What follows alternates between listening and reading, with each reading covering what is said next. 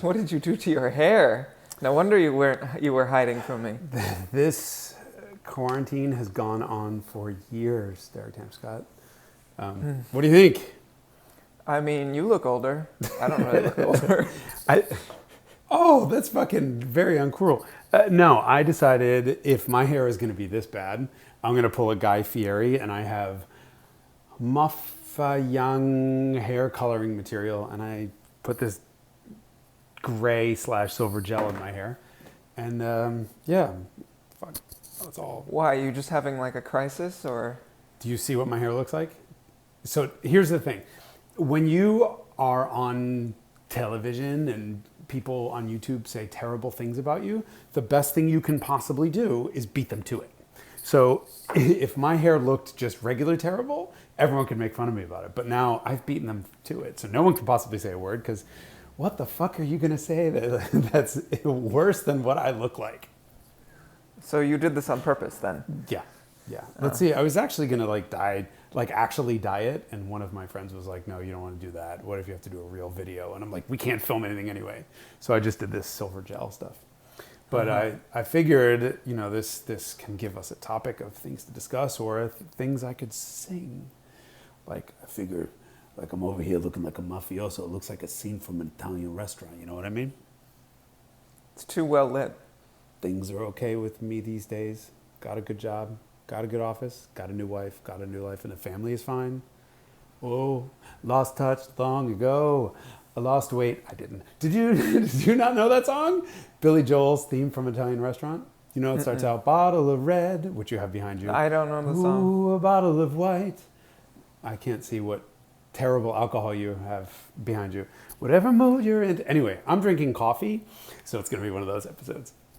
Oh boy. Everybody buckle up. Welcome to another episode of Highly Caffeinated Carmudgeon Show. My name is Jason Camisa. This is Derek Tam-Scott. Who's drinking water today, so he's going to be as subdued as ever. I think that was Sky Vodka that was in the. I saw you before we started rolling the tape, and he was pouring vodka in the glass. I mean, I don't know what you're talking about. There's certainly none of that in my house, and it's certainly not immediately over my shoulder. Funny enough, that whole song that I just thought of, which was "Scenes from an Italian Restaurant" from Billy Joel, it's got a good office. This is my office, and I actually redid this office just for the Carmudgeon taping, because it was really bad before. Now it's just mostly bad. So now the walls are gray. The walls are gray, and I have, that's my drama spray, which is I can't reach it, kind of the coolest thing I've ever seen. And then I have drawings of the cars, and some guy in Germany on Etsy was doing like technical drawings of the cars. We'll insert a picture of them for the audience. And I totally wanted to give Which can't be bought, by the way. Which cannot be bought, right. I wanted to give the guy a plug because I bought them. Super cool. He actually he had every one of my cars, and he built in the build dates and the serial numbers and the whole thing. And I'm like, dude, like, this is so cool. Give me like a coupon code that we can use for Carmudgeon listeners. And the store is gone. Like, it's just completely off Etsy, and the guy's gone. So it sucks, because I wanted to help him out. He's obviously a very talented artist, and those are very cool. And those are now my office behind us, so we can see, more of them. Anyhow, so the tape is holding your recording equipment to your other recording equipment now? Yeah. Okay. So we got, I'm very happy about this. We got a lot of nice comments about the audio quality. People can hear us much better now. And this is the most ghetto setup in the world. But it seemed to have worked. So we'll see if it captures my level. I mean, it kind of worked. I couldn't find the tape that I used to hold my phone up this time, and then I realized it was because it was attached to the pot that my computer was sitting on, which I used to cook something, and then it caught on fire when I was cooking last week. So I was like, why is the outside of the pot on fire? And I was like, oh, it's probably the painter's tape. God. That's amazing. It's really a great solution. It's superb, actually. So it's probably better that we don't What are we talking about today? Well, I was going to say, I'm going to start talking about what our setups look like, because if you saw what this, to make this look like a natural office with all my shit everywhere, what it looks like is not what you see. So there's a partially disassembled car that you're resting your feet on right now. No, but I'm going to have a light here. Like, otherwise I'm like, I'm sitting next to a window. Like, this shit doesn't work. This is fancy shit, but it's a fucking shop light. This is like, Jason's ghetto style good shit. Yeah. Anyway, what are we talking about today? I don't know. What do you want to talk about? You got some feedback about our discussion about influencers, right? Yeah, there were a couple of questions where people were like, "Hold on, are you talking about Shmi?" When you went on this rant about influencers, and I was just like, coffee. What were we talking about? Yeah, no, I probably should. I have no control over what comes out of my mouth. You know this, but I don't know if everyone else really knows this. And I also don't have any recollection of, there's no monitoring loop. So I can't hear what comes out of my mouth. My brain has no control over any of it. It just vomits out. And then afterwards, when I was watching that last episode, I was like, oh, I said that? And, we can't cut this stuff out. But there was some confusion when I was like, I don't like anyone who does anything. Let me state for the record, I hate everyone equally. The most important thing is that I hate everyone equally. And I said something like, I don't like people who like showy cars or have rich parents, or I just basically said I hated everyone. But the reality is, car guys come in different forms, right? People have very different taste in cars, and there's no valid and invalid. If you like a supercar, buy a supercar. I don't like you because of it, but I wouldn't have liked you anyway. That's because I hate everyone, see? And I think we can talk about how many different walks of life there are within this community of morons who love cars. And people are always asking us for advice and what we would buy and what we would do. And I don't know if that's really relevant. I don't know if that's any of their damn business. I think, I imagine people ask you what you would buy because they think that they feel like your perspective mirrors theirs on some topic. So those people aren't going to ask every single person out there what they would buy. They're asking you because they respect your opinion, because you've said something in the past where they're like, oh, I see what he says, or I agree with that, or I own, he's talking about a car that I own and his observations are exactly aligned with mine. And so you have credibility in their mind. So I think I see that happening with me also if I'll be talking about some topic with someone where, because of my age, where I hang out with a lot of vintage car people, and they're like, well, you seem young, and also you're not like an old white guy, you don't have much credibility as far as I'm concerned. But then once you go down a path of having a conversation, and if in the event that it becomes clear potentially that I know more than they do about the topic, then they'll start asking for my input. But there's I think it's associated with credibility. So, sometimes I will readily say it's a very subjective thing. You have to buy what resonates with you. And I can answer questions to some extent, but ultimately it has to be personal choice. Interesting. It's an interesting point. People ask me all the time, would you buy this or that? And my canned answer is, well, I would buy this, but you should probably buy that. And I think part of being an automotive journalist is that you're a bit player, right? So I go review a Camry. I'm not reviewing the Camry from my perspective. Otherwise I would be like, well, fuck this. It's too big. It's too heavy. It doesn't have a manual. It doesn't do this. It doesn't have good steering, whatever, blah, blah, blah. I have to put myself in the mindset of the person who's the intended buyer for this car. And so I use that same thing for people. When people ask advice on should I buy X or should I buy Y, my first question after that is, well, what do you need it to do? Because really, what's the mission? What suits my needs? I have at all times, first of all, I have a lot of my own cars, but then I have a press car that I can drive. I don't need a car for daily transportation, especially now that I'm stuck home and can't leave and can't see anyone or do anything. But I don't have a daily transportation need. I don't have family. I don't have little kids. I don't have all of these other things. So it's a very personal decision. And then when you get to enthusiast cars, it's no less personal. People, would you buy an F430 over a Lotus Evora? No, because I don't do automatics, but that doesn't mean you shouldn't. And I think it's important for us to be clear that just because you and I have opinions that are based on our experiences with these cars, but they don't necessarily have to match our buying advice. I definitely advise people to buy cars that I would never buy. I do the same thing. And I think the first question I would ask is what's the mission? Or if it's an enthusiast car, how do you want it to make you feel? Which is also that's very, that already has some bias built into it, which is that the assumption that someone is buying a car because of how it will make them feel. And that for me is just implicit in any car, is that it has to make me feel something.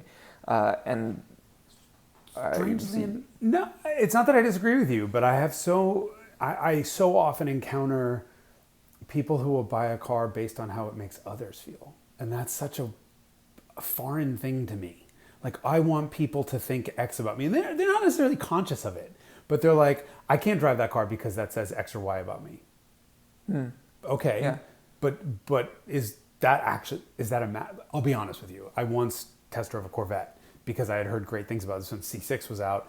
And I wanted to buy a sports car, and I'm like, it's either S2000 or Miata or Porsche something or a C6. And I went and drove the C6, and I really liked it. And rather superficially, I was like, I could never be seen in this car. Like, there's no fucking way. I'm not pulling up to anybody's house. So you do it as much as you like to say, like, oh, I would never do that. The fact of the matter is that you do. Strangely enough, in my case, I feel like it's a rule out. Like, there are certain cars that I just don't see myself in. Mustang Shelby GT350R is a car that I would absolutely love to drive. I just don't see myself in it. But I don't see it as ever an opt-in. Like, I want people to think X of me, so therefore I will drive this car. Like, I want them to think I'm a douche, so I'm going to have a Porsche with a fucking dual clutch. Come on, I was throwing an insult there. Trying to get a reaction. Well, I mean, I wouldn't ever personally do that either. But I get missions where it makes sense. I mean, if someone needs to have one car that does like a bunch of different functions, like, and spends a shitload of time in traffic, then yeah, I could see that being the case. I mean, what I think you're getting to, which is something that all car people probably know, is that cars are a representation of your own identity. It's a form of self-expression. And if the car is expressing something that isn't consistent with your worldview, then as good as a car as it may be objectively, it's not the right car for you. Not a match. And I am certainly very guilty of this. I buy a lot of irrational things because they make me feel a certain way. And I think various people do that to varying degrees. Some people are really agnostic, where they're like, I would absolutely own any car as long as it performed in this way and drove in this certain way, which is in itself making you feel a certain way. I'm pretty close. I feel like I don't have any rules with cars. It's just I want something that has great steering and sounds like a charismatic engine, and I don't really care so much how it makes me look. Bitch basket. Yes, but you just finished talking about how you would never buy a Corvette, or you don't see yourself. It was a rule out, Mustang, not a rule in. Fair enough. Fair enough. I mean, listen, the person who there has to be me, your dislike of supercars for you personally is well documented. There has to be a supercar that is dynamically engaging enough for you that you would enjoy it. Although, I mean, we shouldn't talk about supercars. Hold on. Well, no, that Stratos thing, that MAT new Stratos thing was one of the first supercar-based cars, supercar, I guess it is, that was such an unbelievable experience that it would rise above. I wouldn't give a fuck what anyone thought about it because I love the way it drove. But the person who actually put this the best of anyone I've ever seen talk about this is someone whom I want to take and cough at to give him the coronavirus, and it's Chris Bangle. I feel like Chris Bangle is personally responsible, even though if it wasn't really him, for the destruction of my baby BMW brand and made some of the ugliest cars of all time. But the man is a genius, and to talk to him about his decisions of what he did and why and what all this stuff factored into design, he's amazing. He called cars an avatar, and that's a great description. It's your Bitmoji. It's how you're seen from the outside, and once you put that outfit on, you become that thing to everyone out in front of you. Everyone's looking at you. And that's a really interesting way. And if you care about that, then it is potentially problematic. But if you don't... How could you not? To his point, and to contradict myself, how could you not? I mean, you can say all you want, like, oh, I would never be seen in that car. Yeah, or I don't... Sorry. You could say all you want, I don't care what this car makes me look. But how could you not put gray dye in your hair and then expect to be judged by it? I expected a bigger reaction out of you, personally. Especially given you're drunk. To what? The hair. Oh, sorry. That's why you were you left the reveal to be dramatic. But I don't know. I'm notoriously unflappable. I'm trying. I'm still trying to get the Derek explosion button. Anyway, just get me started talking about vintage launches. That works. That gets you excited. But I want to like incite shock or horror. I mean, I'd let you drive the cabriolet on a rally, and there was a lot of giggling, and then a lot of very measured commentary about how the car is objectively so terrible. It is very objectively terrible, but it's fun. So to return to the did you wait a second? Did you just completely gloss over that? I said, but it's fun, and you're like, anyway, blah blah blah. Yes, it's very fun. It made me laugh. It made me laugh a lot. And that's something that I value in cars. But there's different types of like depth of experience that you want to have with a car, or at least that I seek. And I think maybe people ask our opinions because have you heard of the 10,000 hour sort of rule or of thumb? Yes. Isn't that the definition of how long we talk about cars? I think it's been much longer than that. Okay. I have heard about this, but you should probably enlighten me. My understanding is that in order to be really good at something, you have to spend 10,000 hours doing it. And so I'm sure that I just dropped my tape job, just failed. There's going to be another fire at Derek's house because there's every tape everywhere, including in the way of the stove. 10,000. Yeah, it takes 10,000 hours of doing something to get really good at it. And certainly you and I have both spent 10,000 hours doing car things. How long is that? Hold on, I'm trying to do this math in my head. I think it's like if you do it kind of as a job. I'm going to get the calculator. Hourly number, like it's probably 10 years. 10,000 divided by 40 hours a week divided by 50 weeks a year is 5 years. So if you did something for 5 years as your full-time job, you should then become an expert about it. I'm going to call bullshit on that. Okay. There are people that I know who have been in the automotive journalism industry for 20 years, and they are not car experts. They missed out on the like age 12 to age 20 obsession with cars where people like you and me were reading every magazine we can get and watching every episode of Top Gear and every clip and just absorbing everything you can. And I'm not sure you can ever quite make up for that lost time. And that has to be, I mean, for someone like me who had no life and no friends, and it's a very sad story, but I probably spent 15 hours a day doing something with cars times 10 years. So I'm going to call it like 50,000 hours. Yeah, but I think what it's saying is it takes 10,000 hours to become an expert. It doesn't mean that if you spend 10,000 hours doing it, you will be an expert for sure. Oh, okay. I see. Fair enough. Okay. I mean, I don't know. I'm just trying to like save this, but I think what people are when they are asking for input is they're trying to shortcut. Like if they haven't spent 10,000 hours, then they're like, well, this person's philosophically aligned with me. I would like their input to see if someone who's more seasoned has some kind of commentary or some kind of input.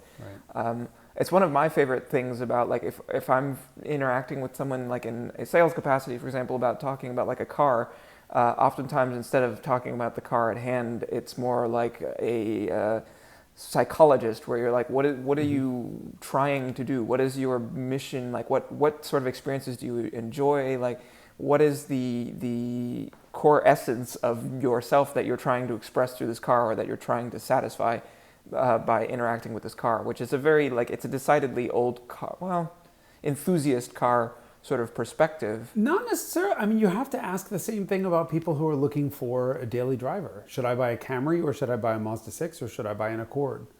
I mean, you genuinely, really? The question isn't, okay, now I know you need a big backseat and there's certain things that, logical, rational things that that I've already learned about you. If you're looking at this car, your budget is $25,000 to $30,000, you need 5 seats and a big trunk and whatever, but I know that already. The question is, what do you want to feel from this? Do you need a car that's just never going to give you any shit you never have to think about? Well, then I highly recommend the Toyota. If you want to turn around and look at it and say, I'm a practical guy, but I drive a hot fucking car, you're buying the Mazda. So even in that sort of category of family sedan, I think there's still a lot of importance put on what does it make you feel? Because at the end of the day, if everyone was not buying a car for fully irrational reasons, we would all have convened on the same 3 cars. No one would be driving F-150s unless they were contractors. We would all be driving some like Tesla Model X, Model Y clone or something. But we want to put these outfits on, and we want to feel different things, and we want people to think different things about us. It's just part of human nature. And it's why, for example, this is an interesting thing. A Volkswagen Golf in the US, at least in my circles, is considered kind of fringy, right? Jetta outsells Golf 10 to 1. This is not a popular car in the United States. It's reserved for people who tend to be in cities and are willing to spend a little bit more money for a higher quality product versus someone who lives out, like in the Midwest, for example, where space isn't at a premium, and they can have a larger car that's even cheaper. But you go to Germany. And the hatchback stigma also. Yeah, there's that. But you go to Germany and it's opposite. I mean, the Golf is like a Camry for us. Like, oh, you drive a Golf is you have chosen the single most obvious choice there possibly was.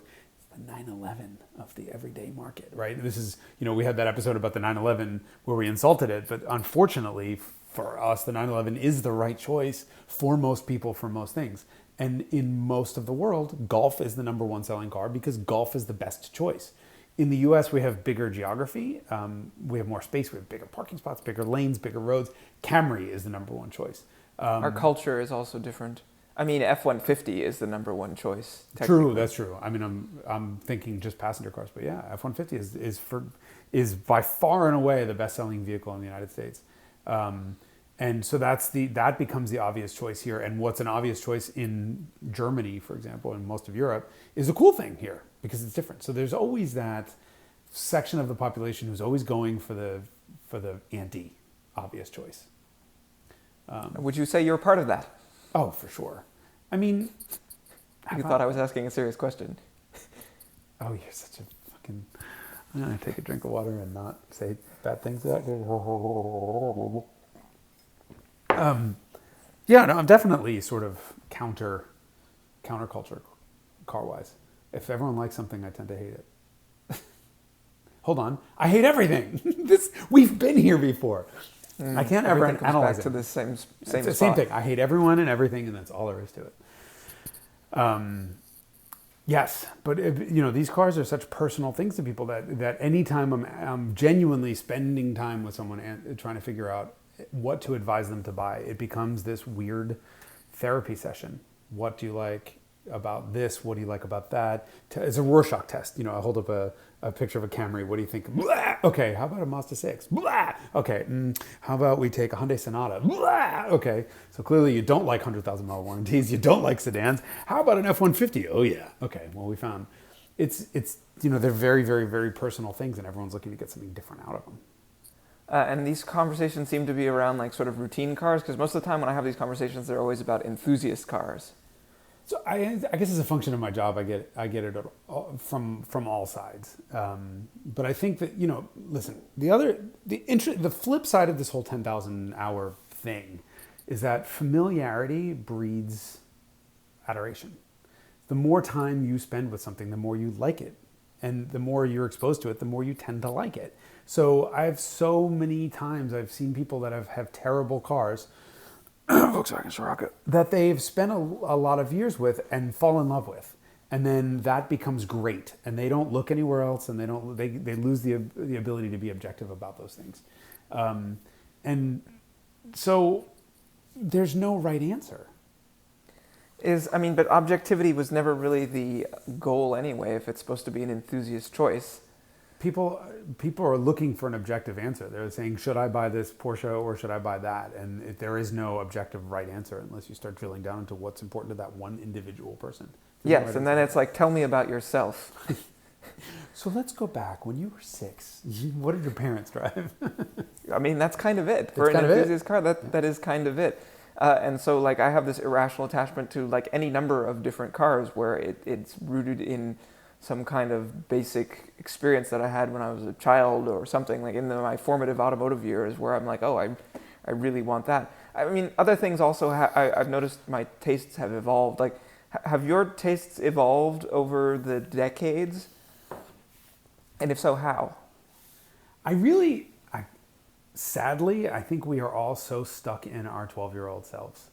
I mean, most people, we've talked about this before in terms of values, collector car values. Everyone gravitates to the cars that were new when they were 12 years old, and they always almost everyone, almost not everyone. me. Yeah, even you in a lot of ways. I mean, 2000s cars that you were, maybe you're a little precocious, 8, 10, 12 years old, tend to be cars that you're very interested in. And I'm guessing the cars that you were learning about when you were 12 reading books are the cars that you're really interested in now. Okay, that's fair, yes. I read a lot of books about vintage cars when I was a kid. Okay, so that sort of set you up to be an old man before your time. I mean, I've noticed my tastes have certainly evolved over the years. Like, I have more of an appreciation for like old man type cars now that I'm closer to being an old man. Like, I mean, just vintage Mercedes-Benz in general, like the quality that they apply to making things. Like, I appreciate that more now that I interact with the cars up close. Whereas when you read about it in a book or a magazine, that kind of stuff is not as easy to perceive, and you don't get any sort of value out of it unless you're experiencing it firsthand. Sure. I had no appreciation. So there's a perfect example, Mercedes, because in my teens, I thought it was an old man's car. In my early 20s, Mercedes didn't exist. And then I wound up becoming very good friends with someone who was a complete Mercedes fanatic. And I remember the first time I drove a 190, I was like, what the fuck, this thing, the steering is just weird and everything's different. And through continued exposure to those cars and then working on them and then just interacting with them, you learn to appreciate just what went into them. And then you start reading the history book stories, and this. See, this is the 10,000 hours thing, Yeah. where the more time you spend with it, the more you learn with it, the more you appreciate certain things. I mean, I see this phenomenon all the time. Like, I make this parallel about, for example, the Citroën SM. I think the Citroën SM is a great example of this. The DS to some extent also, but I think really strongly for the SM. When people start out with like a classic car, they'll start with like a vintage 911 or a 356 or a Mercedes Pagoda like 280 SL or a Jaguar E-Type or Jaguar XK. Those are sort of like the shiny chrome sports cars that really exemplify a vintage car experience. And then eventually you get tired of interacting with those things if you spend enough time with them, because it's not a very original choice, like you were saying. And eventually you reach the point where you're like, I need something like sort of kinkier and weirder to like, that's a little more on the fringe and more extraordinary, and it's more of a like remarkable experience. And the Citroën SM is really good at delivering that experience. And I think that's why a lot of connoisseurs or people who hang out with cars a lot, like once they experience an SM, they're like, wow, everything about this is just so extraordinarily different. The gauges are oval, the steering wheel has one spoke. If you let go of the steering wheel, the power steering returns it to straight ahead. Like, the brakes operate like a light switch. This shifter looks so like strange. You open the engine compartment and the engine is like 3 miles away, and there's all these weird like auxiliary drives for all of the ancillary systems. Like, there's just this, everything about the car is so different and extraordinary that no matter how jaded you are, unless I guess you've been driving SMs your whole life, the experience is going to like resonate and be novel for you. And if you've spent such a long time with the same old stuff, it's kind of a breath of fresh air. And so the appeal of that kind of experience, I think, is if you just put a person who'd never driven a car before into an SM and just tell them this is how cars are, they'd be like, oh, okay, I guess all cars operate in this way. Right, so that was going to be my question: is would you put someone in an SM right away, or do you think they have to sort of? No, right. I don't think you need to build up to it. There's certain things where you have to experience the regular stuff a bunch before you start to experience what's irregular. And so, I mean, that applies to Mercedes-Benz's, like where you get this expression or sensation of quality, but you have to experience a bunch of sort of lesser cars. Like BMWs of the same era. My first car was an E28 5 Series, and as much as I liked that car and it was dynamically fun and it was the right car for me at 16 because it was like relatively simple and enjoyable to drive and made good noises and was rear-wheel drive. Like, working on it, you sort of just, you're like, oh, this is kind of the way things are. And then like you experience a Mercedes of the same period and you're like, holy hell, like right. This is why they cost 25% more. And while it's not 50. Dynamically as good, right. There's something about this experience that you're getting in exchange, which is the quality of the construction and the engineering and blah, blah. Right. But without a reference point, that data point is useless. So that's the interesting thing. So you said a couple. I'm glad you got there because I completely agree. Right, you're saying people often come to us for advice on cars, and what they're trying to do is shortcut through that 10,000 hours. They're saying, well, I'm going to cut through the red tape, and I'm not going to spend my 10,000 hours becoming an expert. but you can't.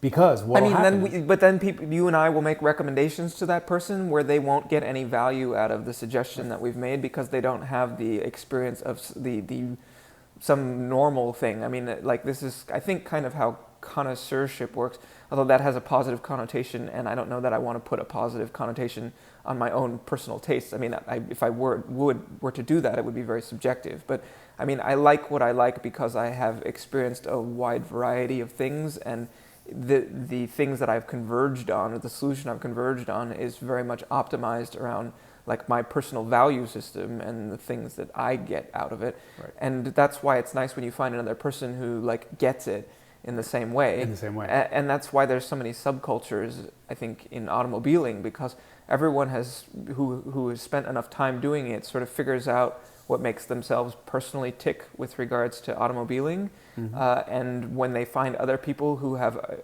sort of emerged with the same weird, like esoteric corner of the market solution, that they're like, oh, you're the same kind of person as me. If this is where you ended up also, and you didn't end up being into, 32 Fords or twin turbo Supras. You use the term "ended up," and that's always something that I think about a lot, because I ended up with a Volkswagen, right? I did not plan on getting that Scirocco when I was 22 years old. I had no idea that it would actually cause my social life to change.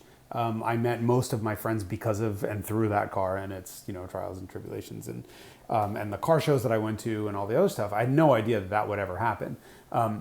And then, so I wound up meeting this group of like-minded people. We'd all stumbled on these Mark I Volkswagen stuff.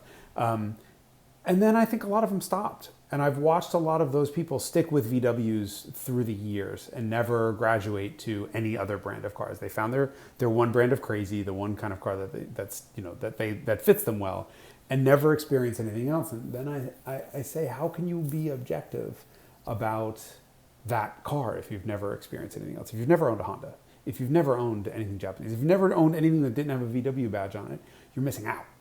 So you should go back and go own a BMW for a while, go own a Mercedes for a while, go own a Nissan for a while, and then understand what's good and bad about your car, so that when people say to you, hey, Camisa, you drive Bugattis every day for work, why do you come home and drive a Volkswagen?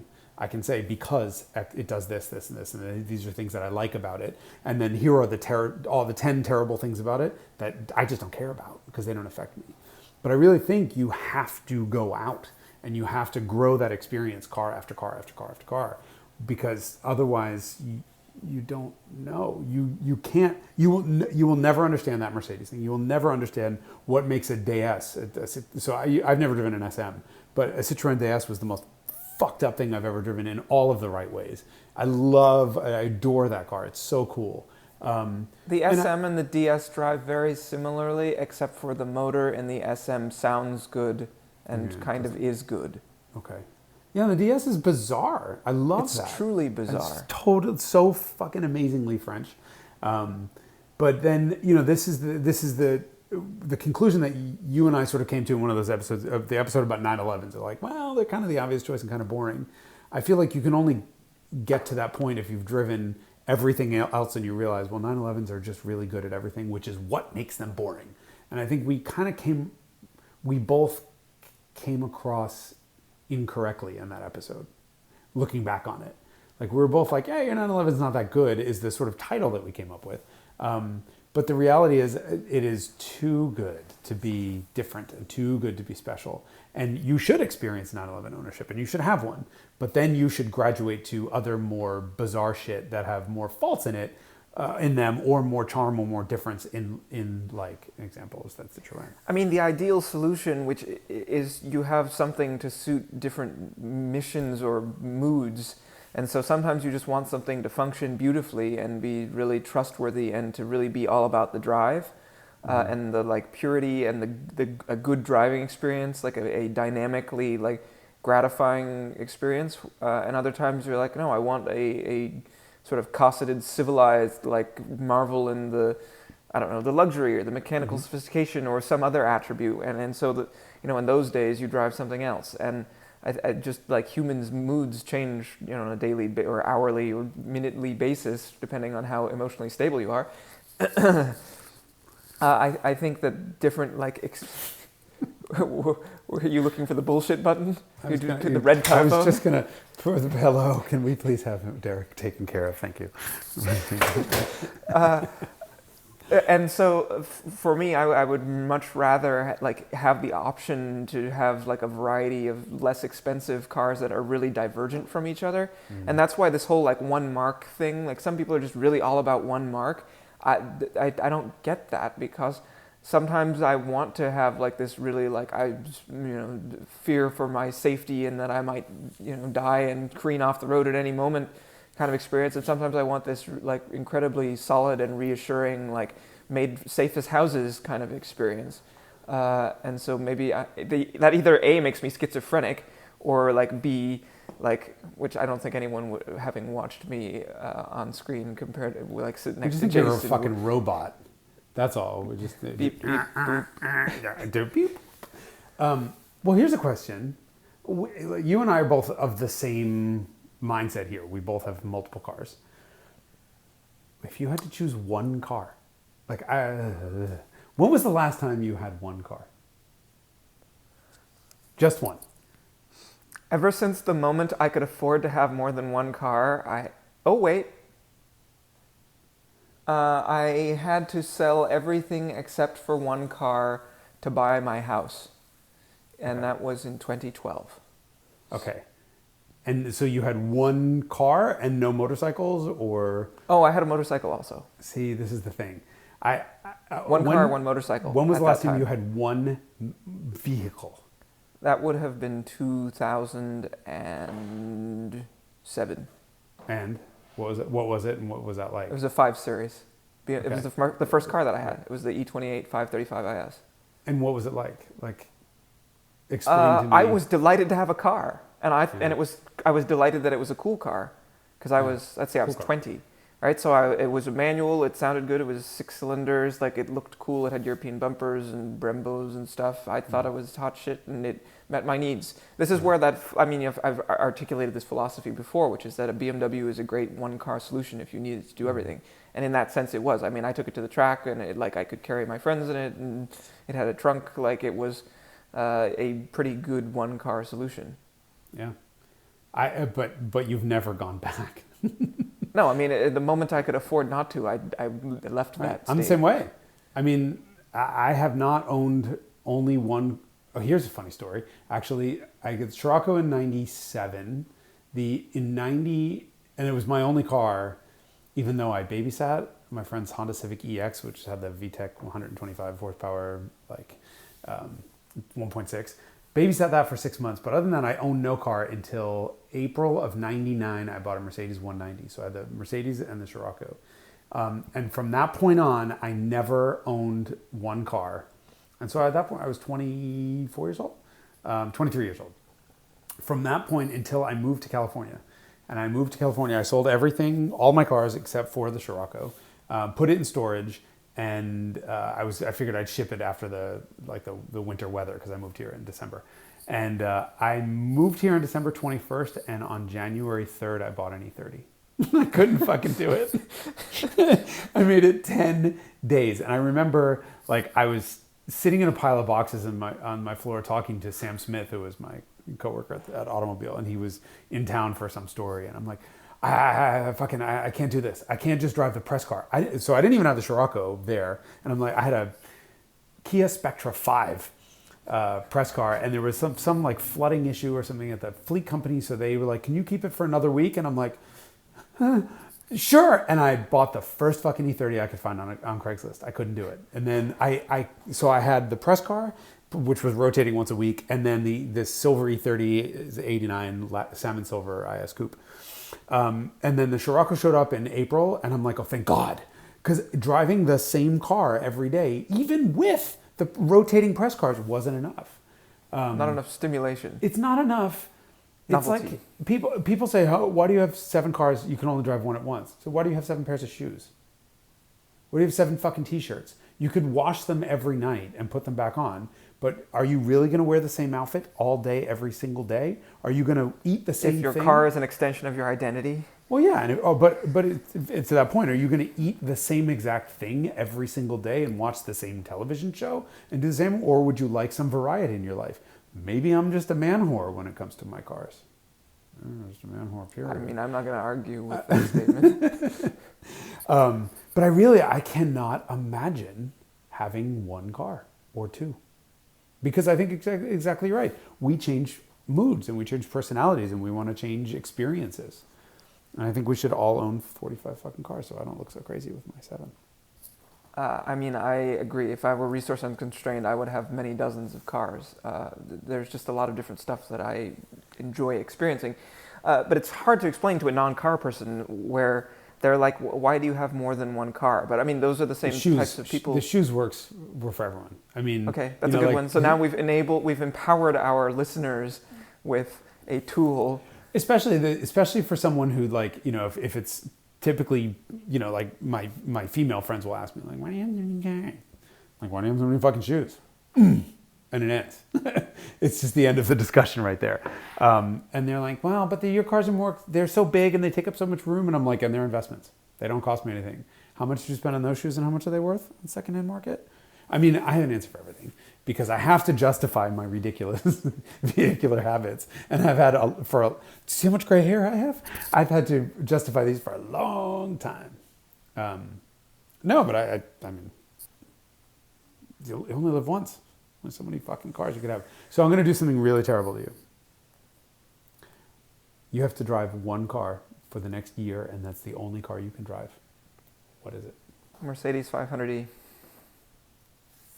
How about you? Hold on. No. You can drive an automatic every day for the next year and nothing else? Wow, really? I think so. That's really bizarre. How could you do that? Like, I'm basically buying time because I can't answer that question. Like, if I have to drive.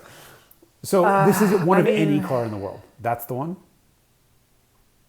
Any car in the world? Ugh, or you were taking okay, so if it was one of mine, now I can answer this and then we'll answer the other way. Like, one of my own cars had to drive it every day for the rest of the year. Can I modify it at all? No, it has to be exactly the way it is now. And like at the end of the year, you get like a mileage like reset, and it all goes back to it like as if it never happened. Like, someone put 25,000 miles on the car, it doesn't destroy the value. I think it might. Oh God, I don't know. It could either be the Mercedes, so the 190 2.316, or my E30, because I can fit 4 people in them and they have a trunk. But I wouldn't be able to do without the Scirocco. It's got to be a Scirocco because I can't not drive. Like, I go 2 weeks without driving that car, and I'm like, and I go get it. I go grab it from the warehouse because I just can't be without it for that long. And so if it could be any car in the world, the answer would be the same? No. I don't know. It's an impossible question. I mean, you say I made it 10 days before I, like, completely... The whole thing, Sam was there. The reason I mentioned Sam and I forgot to go, we hit every ATM in town. So we drained like all the cash out of, like, they would get, like, every bank account would give you like $200 or like whatever. So like I had a checking account from one state and then another checking account in another state. So I got money out of that. Sam raided his 2 accounts. Sam's wife raided her 2 accounts. My friend Sarah got money. My friend Scott got money. We piled it all together and I impulse bought on like at 9 o'clock on a Sunday night, impulse bought an E30. I made it 10 days. How could I possibly choose a year?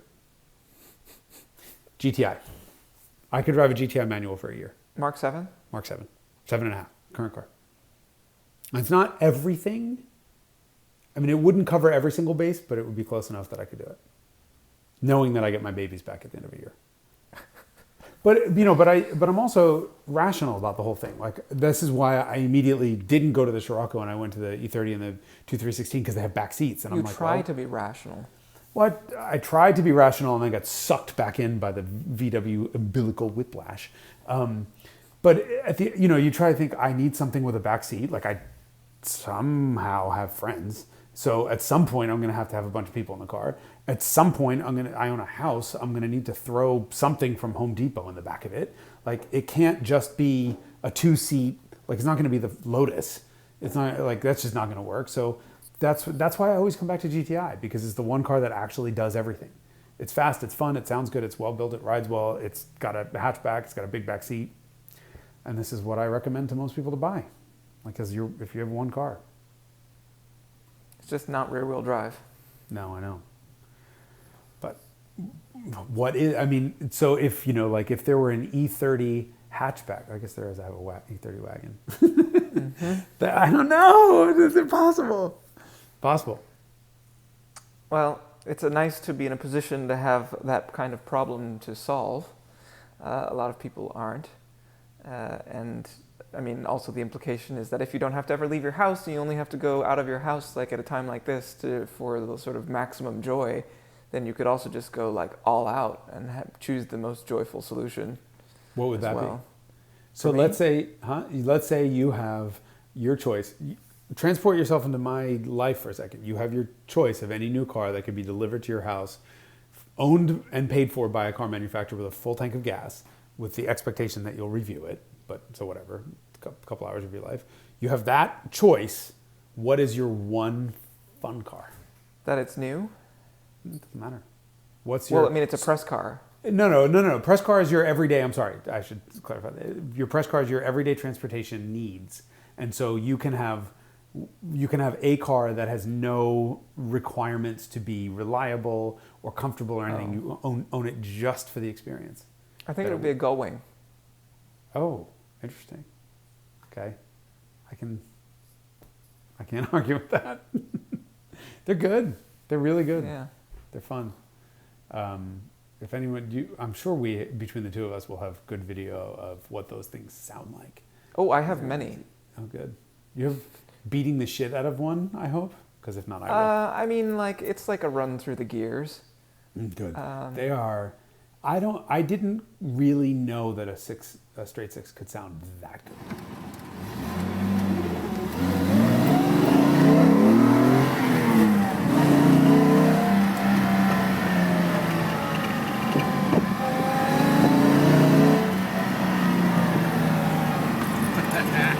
Well, the funny thing is it sounds like garbage when it's not working hard. And then when it's working hard, you just get all this induction noise, and then it's wonderful. Yeah. But if it's just sort of pottering around, you're like, well, this thing is kind of not great sounding. I think I would have ever described it sounding as garbage. It's kind of agricultural. I mean, you're just hearing mechanical noise. I mean, that's Yeah. what I like about that car so much is that it's not really a lot of exhaust noise. You're hearing a lot of mechanical noise, and then when you get on it, the mechanical noise is overwhelmed with glorious, deep intake noise that Yes. Mercedes seems to do so well. That's an interesting. So, what do we have any takeaways? Did we end up where we were supposed to go, or did we just go on a random conversation about nothing? I mean, we always try to, have a topic to discuss, and then we just go wherever we want. I think for me, the takeaway is we both agree that people are trying to fast forward through the 10,000 hours that is required of them to become automotive experts by seeking the opinion of other people. And your point to that, your counterpoint was that they're trying to get advice from people that they see eye to eye with. But I really just don't think you can. I think you have to go through your own automotive arc, and you have to experience a whole bunch of other stuff to know what you do like and what you don't like, why, and define what's important to you. I agree with that. I mean, it's important. I don't know. Maybe these are justifications for people who've owned too many cars, but you can get this kind of by people who've owned too many cars. Yeah. Yes, but I mean, you can get this experience also without buying a car. And so, if you happen to exist in a profession or in a capacity, if you work at a shop and you get the chance to drive these cars or something like that, where you just experience a lot of different things. And I mean, I've said this before, I'm sure. One of the things that constantly surprises me is how much variation there can be car to car. Like, this doesn't happen with new cars, but certainly with old cars. Like, you can drive two of the same exact car, the same color, that appear the same, and just one will work really beautifully and the other won't. And so, like, you have to be open to the fact that if you've driven one and you didn't like it, potentially it could have been a bad one. And to not write them off, because I've had experiences that have really widely varied based on the condition of the car or the conditions that day or the type of road it was on, and like you just get this totally different experience or appreciation for the same car even though you've driven one before, because you're not using it for the right mission or you're not in the right mindset. Like you said this with the Honda Beat, you got out of your Lotus and got on the Beat and it was deeply disappointing. But, you know, if you had gotten out of a Lincoln Continental and into the Beat, then it would have been just extraordinary. Transcendent. Yeah. Well, no, the first time, go drive a Lotus Elise in Ann Arbor, Michigan, which is the first time I ever drove an Elise, and it was the most miserable fucking car I've ever driven. I thought, why would anyone buy this? All these Brits are stupid, they don't get it. And then I drove one on a twisty road, and it blew my mind. So you just even the same identical modern car that is actually consistent, just location can totally change your viewpoint. So yeah, but I think part of that is just you have to experience all of these different things in all of these different ways to formulate a final opinion of what works for you and what doesn't. Yeah, and that's why I think just generally speaking, test drives are such a a test drive is useful for determining whether it's functioning properly, but not necessarily whether it's the right solution to your personal problem. Because, you know, if you're not using it in exactly the same way that you will personally use it, then you kind of don't know unless you get more time with it. So you either need to buy one or borrow one or get one on Turo or something before you fully pass judgment on something. Turo's a really good resource for that. I totally agree. Yeah. I find it has changed the way I experience cars, actually. It winds up being closer to what we experience as press launches. You get a car, you have it for, the worst case, you're driving at 30, 40 miles. Best case, you're driving at 300. And that's not even best case. That's good case on a launch. And then best case is I get it at home and I live with it and I drive it on the same roads that I drive my regular cars on and my own cars. So I have my sort of yardstick roads that I drive that I know that this bump tends to make this car go airborne and some other one not. Once you live with it, you realize, parking it is a bitch, or these other little small things. But you can get 90% of that from a weekend with Turo. And then you don't have to buy the car and risk. Yeah, so your recommendation, I guess, or my recommendation going forward is try one in a meaningful way if there's a way to do that. Of course, some things are tough to do that with, or it's prohibitively expensive. I mean, if you're trying to buy a supercar, your first supercar, it's a little harder to do that. But if you're trying to buy your first supercar, my advice is then build up to it.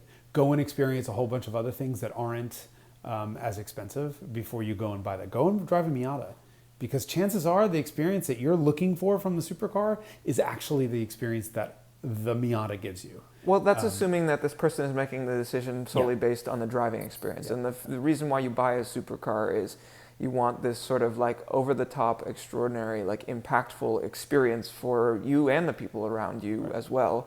And the Miata doesn't deliver that. And so it depends on your personal mission. Right. If pure driving joy is your mission, then Miata is for sure the answer. Right. But if there's this whole other suite of noises and smells and visual experiences that go with more expensive cars, that's there's no substitute for that if that's the measure of success for you. Yeah, so it's a very personal thing. It's a personal thing, and time is a factor. It's not just X, Y on a graph. There's definitely a third component, which is right now maybe it's, two people with identical sets of requirements may ask me for advice on a car, and I'll give them two different recommendations based on where they are in life. And what other experiences they've had. Yeah, blah, blah, blah. I've driven, I've owned 911s and somebody with a lot of experience may say, I just want a great experience for a daily that I can put up with. I say, go buy a 2012 Aston Martin V8 Vantage.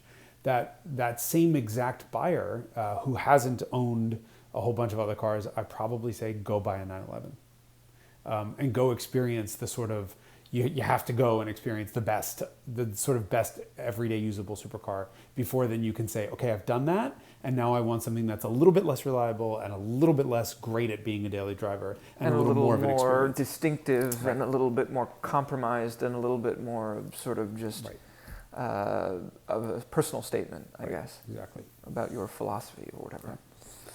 All right, I'm going to go and get this shit out of my hair. This is fucking crazy. I hope it stays in there forever. Why? Why would you say that? Just because it seems like a hilarious outcome for me. Oh, God. Thank you. Thank you for that very much. I hope your hair falls out. Don't forget to subscribe to the ISSIMI YouTube channel and click the notification bell to be notified anytime that Derek says anything really cruel to me, like, I wish your hair stays gray. No, I think I said I wish that you can't get it out. Because you played a stunt on me to try and destabilize me, to get a reaction. So this is the part at which the robot algorithm is like, now activate the revenge program. Therefore, I hope that something terrible happens to you. So, yeah, no, thank you. Thank you very much. Very much. Thanks for joining us, everyone. And if you want your hair to go gray, go get this hair coloring material, it's called. I'm going to hit Derek on the head with it next time I see him. See? Until next week. Okay. See you, bye. Stay safe. Bye. Stay inside. Social distance.